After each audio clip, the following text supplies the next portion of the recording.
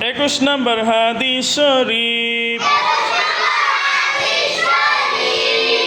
লা ইয়াদখুলুল জান্নাতা কাতি'।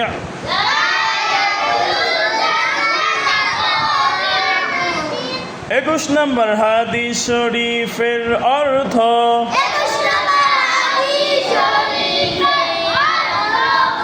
আত্মীয়তা ছিন্নকারী বেহেশতে প্রবেশ করিবে না।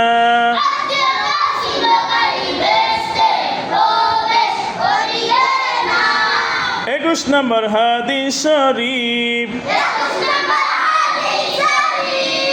লা ইয়াদখুলুল জান্নাতা কাতি'।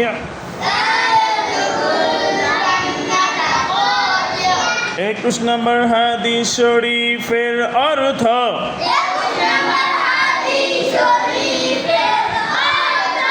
আত্মীয়তা ছিন্নকারী বেহেশতে প্রবেশ করিবে না।